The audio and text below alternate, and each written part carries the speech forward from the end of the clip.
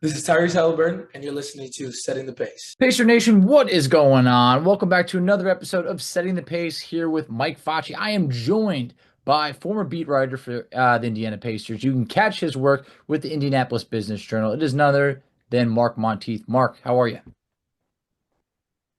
Great to be with you, Mike. I'm doing well. Awesome, awesome. Well, Mark, we just saw the Indiana Pacers take down the Toronto Raptors 111 to 91. They've struggled against Toronto this year, losing the previous two games against Toronto. 3 games in 4 nights. Never easy, but the Pacers looked pretty good tonight. What were your thoughts? Yeah, I thought they did well. Slow start, and this team has a habit of slow starts, and that gets frustrating. It seems at times they only play about as well as they have to, and they have a lot of confidence in themselves to make comebacks. Um, and I'm not a fan of fast starts anyway.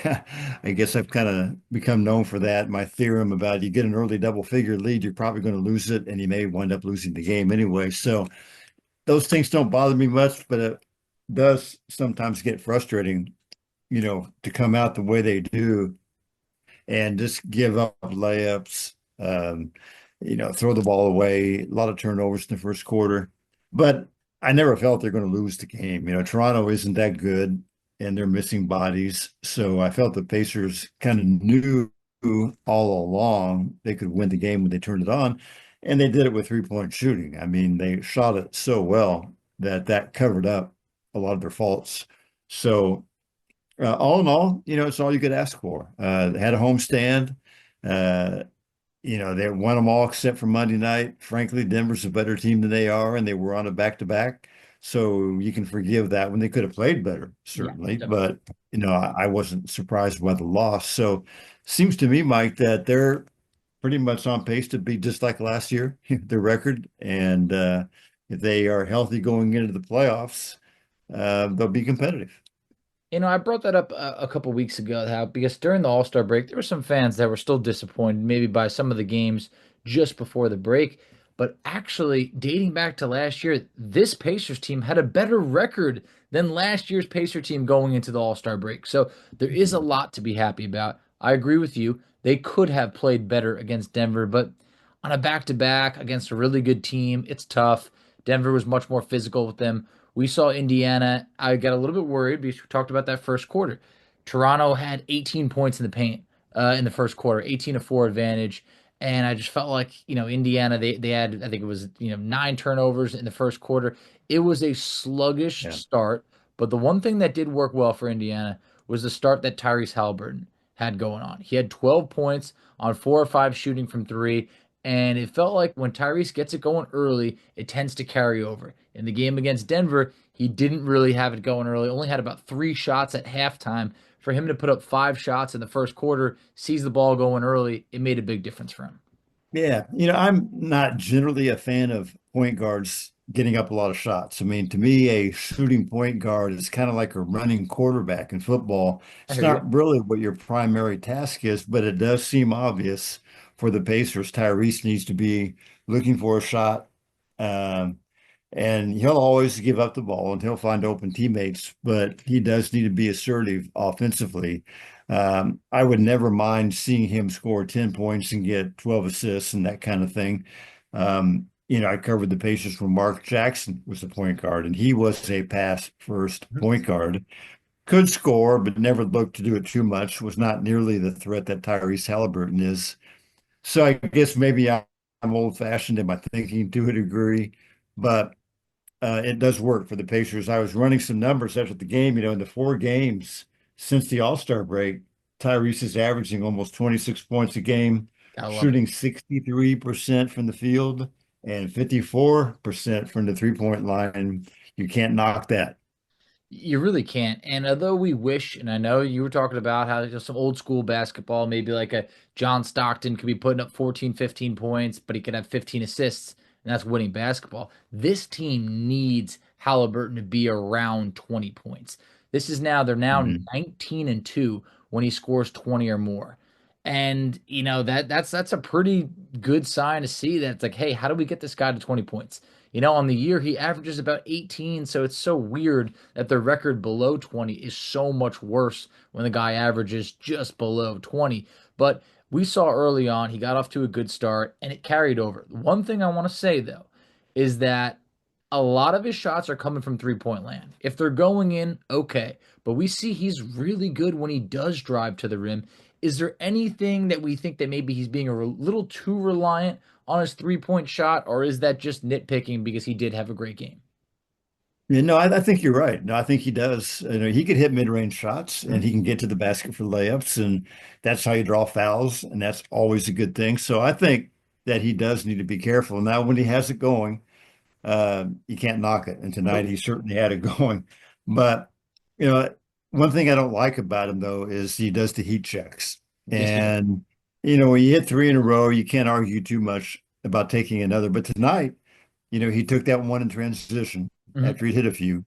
And that was really a turning point. I mean, from that point, Toronto took off and took the lead, and the Pacers really struggled for a while.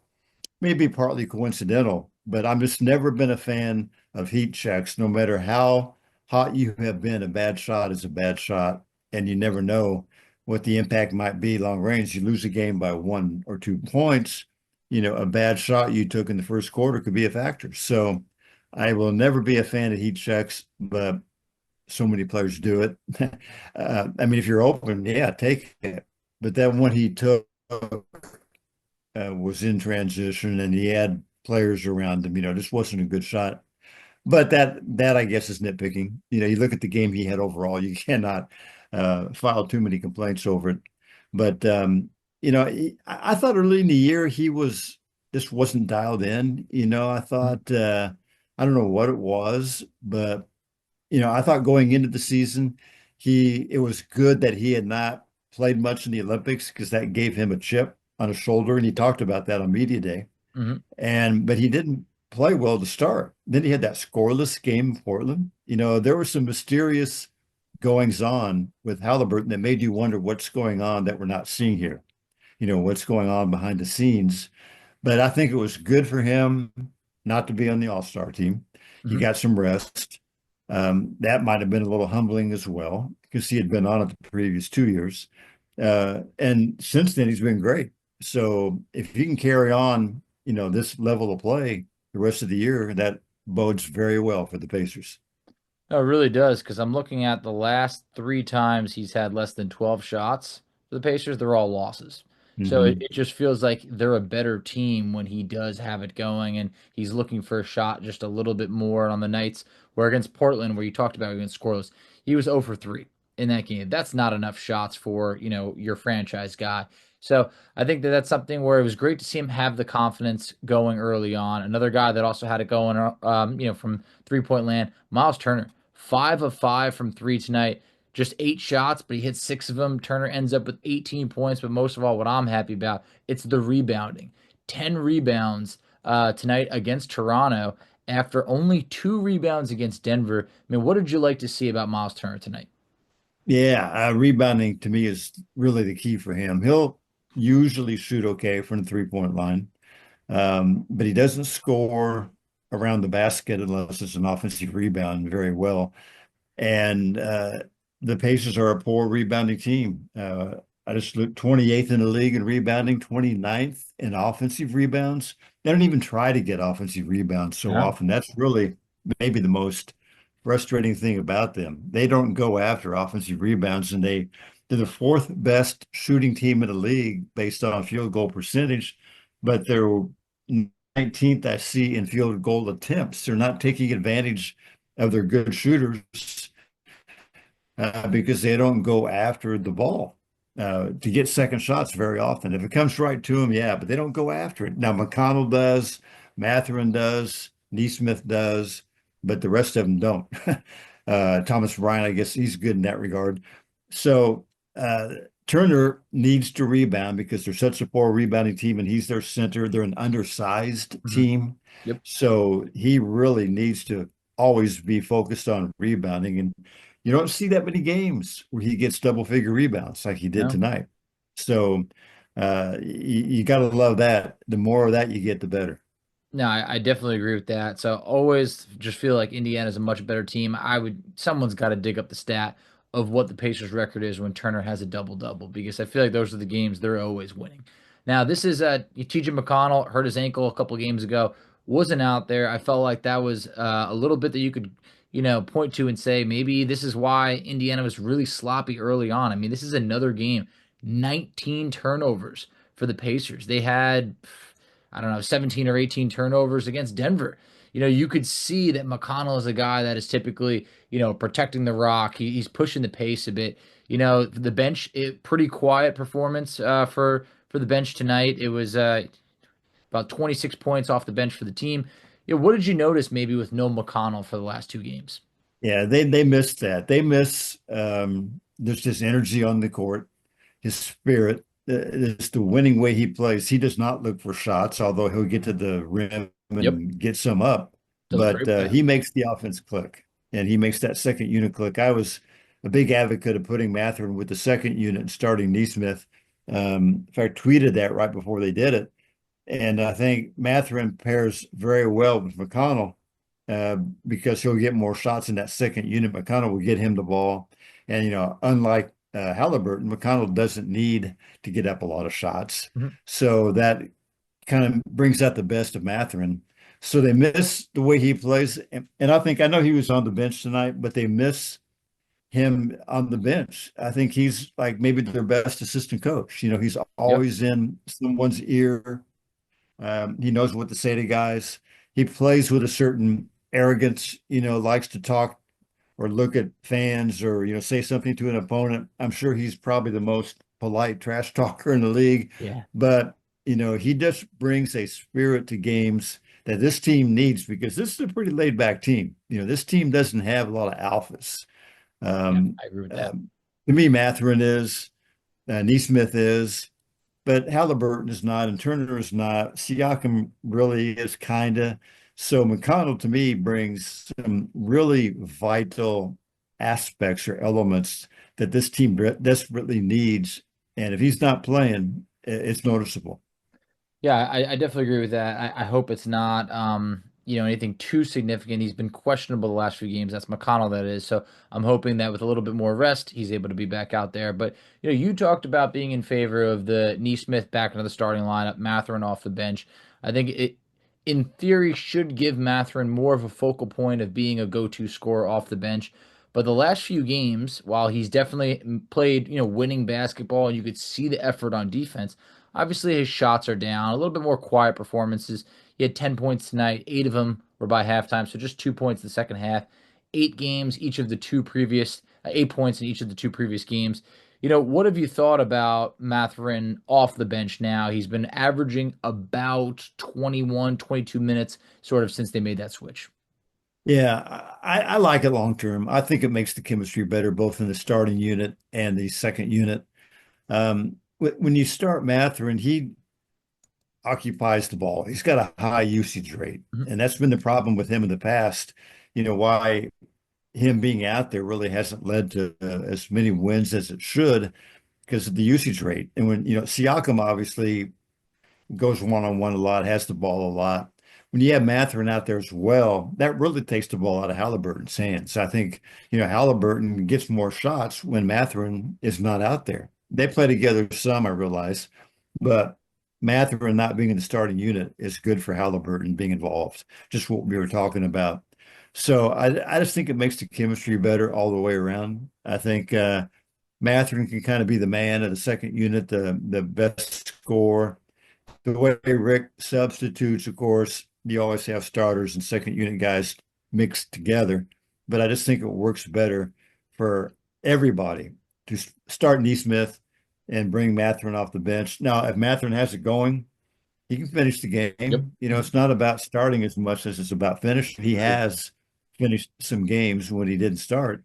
So, I'm a big proponent of that. And although Mathurin he gets reckless sometimes. He forces things, but that has nothing to do with coming off the bench. That's just how he plays. Sometimes he needs to play smarter, but I do like his effort and his bold approach to the game. So I like him coming off the bench, and I would expect that'll continue all the way through.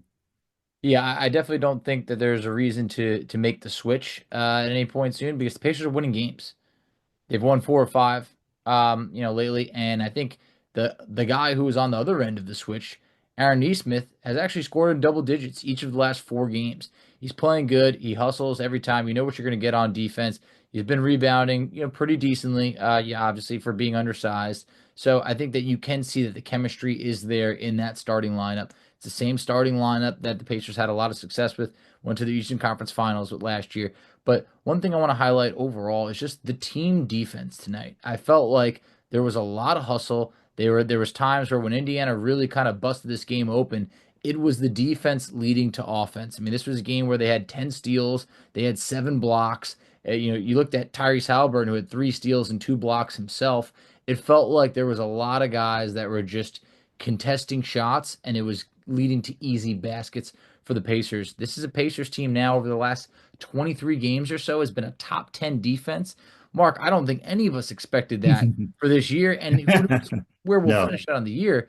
But have you appreciated seeing the defense by this team lately? Yeah, absolutely. And I thought tonight Halliburton showed more defensively than we've seen in a long I time. agree with And that. it's a lot to ask a guy to score 20 points a game and run your offense and get Mhm. double figure assists and be a great defender. We never talk much about Reggie Miller's defense, for example. Didn't talk about Larry Bird's defense or Magic Johnson's defense back in the day either. So you can't be too particular about that, but still, he needs to put forth the effort. And tonight, I thought he did. He's got great length. He's able to anticipate. So, he ought to be able to pick up a few steals per game. I thought he was crucial tonight. I thought Nesmith was really valuable to the defense tonight and always will be.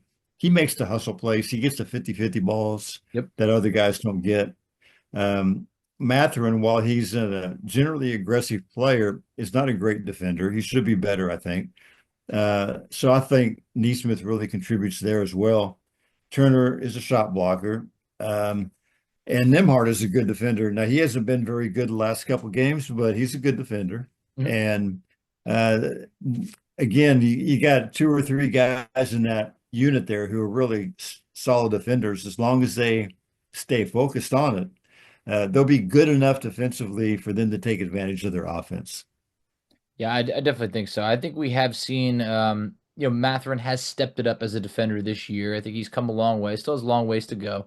But I think overall, we're seeing that this is a Pacers team that's taken a lot more pride in defense compared to last year. Last year, scoring was their calling card. They knew they were going to put up 125 plus points. Maybe they let up 120. That is not the case. I mean, this is a Pacers team that held Toronto to 91.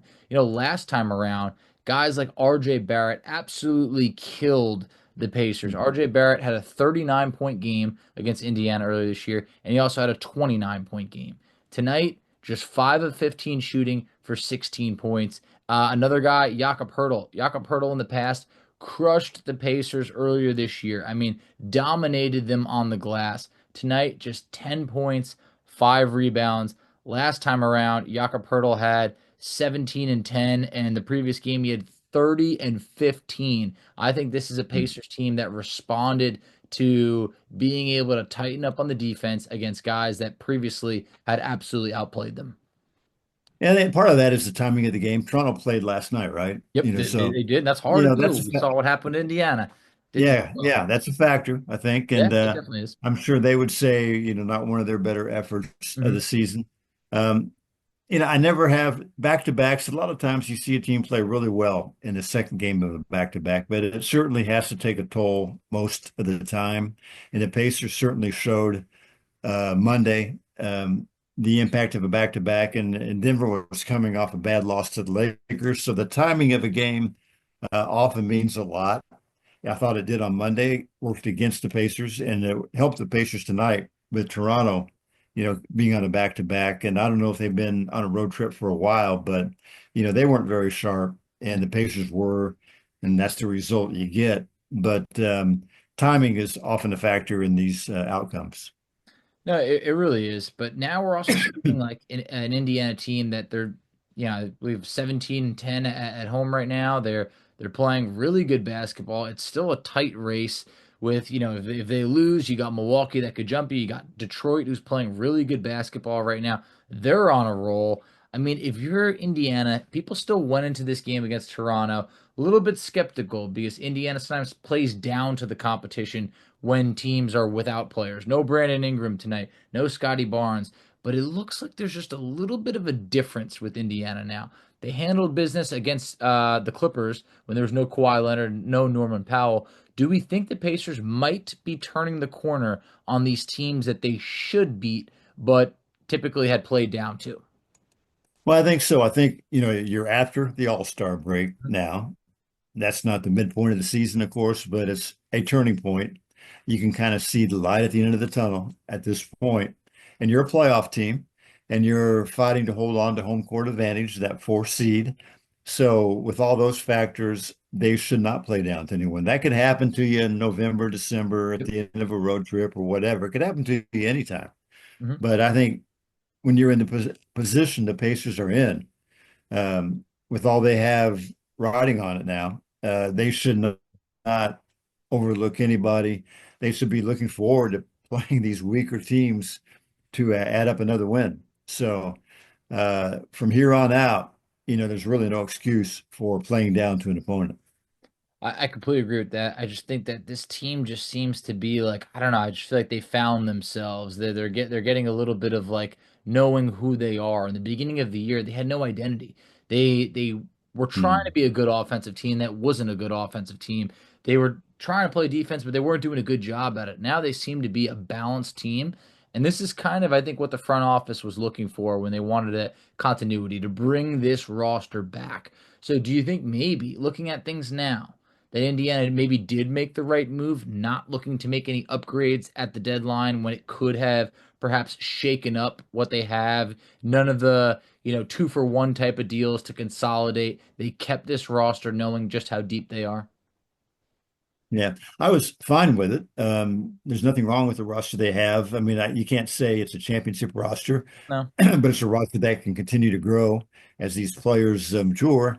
Um, to answer that truly, you'd have to know what opportunities they had. Yeah, it's true. I don't know what options there were out there for them. Obviously, nothing that attracted them too much, but they were not a team that needed to go out and look for a trade. There's nobody they needed to get rid of. There was no desperate um, need that they had. To me, they have one too many wing players. Jerace Walker is not playing. I'd like to see a bigger body on the front line to address rebounding. Sometimes I wonder if you can play Turner and Bryant together, because both of those guys can step outside. Now, if you do Yeah, that, you need true. another big body to play off the bench. But I'm curious about that. Can those two guys play together and see what happens with rebounding? You would not lose any three-point shooting. No. Uh, Bryant is an outstanding passer. He He's is the best underrated. offensive rebounder. Um, but I doubt that's going to happen. I don't think Rick Carlisle would do it, but man, I would try it at some point. So, to me, they needed another rebounder, a Jeff Foster type, Dale Davis type. But I don't know if anybody was like that was available, what you would have had to give up for that. So, they've proven they can win with this group. They can beat good teams. Nobody's going to expect them to be in the NBA Finals this year, and they did get lucky last year with the injury, so they may not go as far this year. But it's still a roster you want to keep together and let grow and address any potential changes that need to be made in the offseason. I agree with that. I think that they played it smart. It doesn't really look like they wanted to shake it up at all. I think they wanted to get a backup center. It just didn't work out for them. It sounded like Alex Len was close to signing, and he ended up going with the Lakers. And Jahlil Okafor didn't really work out. So I'll see what they're Yeah, I going to wonder do. what do you think? I don't understand Okafor. He plays so well for the Mad Ants, and he played one game for what, 5 minutes. I don't No, no, no. understand what's wrong with Okafor. I know. Why he can't be a guy that helps him. I don't think they gave him a proper chance. What could a guy do in 3 minutes or whatever it might have been? I mean, clearly they know what they're getting out of him. If he's been with the Mad Ants, they've seen him in practice, everything of the sort. I think they should have given him more of a chance in garbage time or anything to just give him an opportunity, a real look. And now, a Yeah. 10-day contract, it's never really enough, but also a 10-day contract that spanned over the All-Star break. It felt to me like the most minimal opportunity of all. But clearly they're still going to keep their options open because they haven't filled that spot. But Pascal Siakam is someone that over the last 5 games now, he's actually averaging just 15.4 points. He Mhm. has not been shooting the ball too well, but I think it's gone under the radar because Indiana's winning. Anything to nitpick or talk about with Siakam, or do you think, hey, you know what? As long as this team's winning, I think it's great that they could overcome Siakam having games of 7 of 18 shooting, or 4 of 12, or 5 of 16 versus Washington, anything of that sort. Tonight, a balanced effort, 15 points, 8 boards, does it on 7 of 14 shooting. You could always live with that. Yeah, he has been slumping, and I don't see a reason he's not shooting as well. That's the obvious reason. It looks to me like he's playing like he always does. He's looking for a shot. Yep. He's just missing a lot of shots. He seems to be taking more off balance shots. Definitely seen So it's that. been a little bit of a puzzle. He was obviously by far their most consistent player and almost chalk up 20, 22 points every night. It just seemed automatic with him, and that has not been the case lately. But I see no reason why he won't get back to that. I would have thought that changing that starting lineup and replacing Mathurin with Neesmith would have gotten more shots for Siakam. But it hasn't really panned out. I mean, I don't know if it's field goal attempts are up or down or whatever, but he's not shooting well. But I think he'll be okay. I mean, he's proven himself to be a good clutch player. He's a consistent player. I think over the course of an 82 game season, and he never misses games hardly. Mhm. You'll have stretches like this. So I would not get too concerned unless it continues for another week or so. Yeah, I think like I mentioned before, the fact that Indiana's won 4 of those 5 games that I mentioned, and the one loss was to Denver on a Yeah. back-to-back, I think it's something that can very much go under the radar and they'll be fine with. But moving forward with this team, they just they finished 4 straight games on the road. They're gonna I mean at home. Now they're gonna turn to the road for a bulk of their next few games. It's a really big road trip coming up where let's see, we got about 7 of the next 10 are on the road. Do you Mhm. think this team is like, I mean, they have the second best record in 2025 right now, behind only the Oklahoma City Thunder. Do you think right now this team is for real and they can keep this up? Or is this more of a, hey, you know what? They haven't had to travel in, about 7 to 10, actually, probably about 10 days now. Maybe even almost about two full weeks of no traveling because you had the All-Star break and then 4 games at home. Very favorable. But do we think this team can handle things on the road? Yeah, I do. In fact, I bet, Mike, that most of these guys are looking forward to getting out on the road. I mean, road trips are fun for teams. They stay in luxury hotels, and as long as you have good chemistry on the team, you're with your guys, you're away from home. I bet, starting off in Miami, I bet they're looking forward to getting down there. So I think they'll be okay. I think at certain points of the season, you're tired of the road. And certainly before the All-Star break, they had the West Coast trip and everything. And they showed signs of fatigue at the end of that one, and they were lucky to win at Washington as well. But I bet right now they're kind of refreshed and looking forward to a road trip. And I know as a reporter, covering the team, there were seasons I covered all 82, and I never got tired of traveling, and I flew commercial. I mean, there's certain times, particularly when you're going to warm weather in winter, you're looking forward to it. And I think these guys are probably anxious to kind of get out there and play some road games. Yep. I mean, hey, look, I think it's a good way to look at it. I think this team's gelling, playing good ball. I think that the schedule coming up is still, somewhat favorable. Miami has really struggled since trading Jimmy Butler. They definitely don't look like the same team. Chicago coming up after that is a team that, they were definitely not going in the right direction, to put it lightly. You have Houston and then 2 games against Atlanta before you play Chicago again. It's a very winnable stretch. No late games moving forward. I mean, the latest game on the whole entire schedule for the rest of the season is 8 o'clock, and the majority of these are at home. There is a lot going in the Pacers' favor. If TJ McConnell can be all right and get healthy, you're looking at a roster right now that suffered a lot of injuries early on, but is healthy right now. So I feel good about things. But Mark, as we wrap up, I want to thank you for coming back on. It's always great chatting with you. And please tell everybody where you're always putting out some great written content.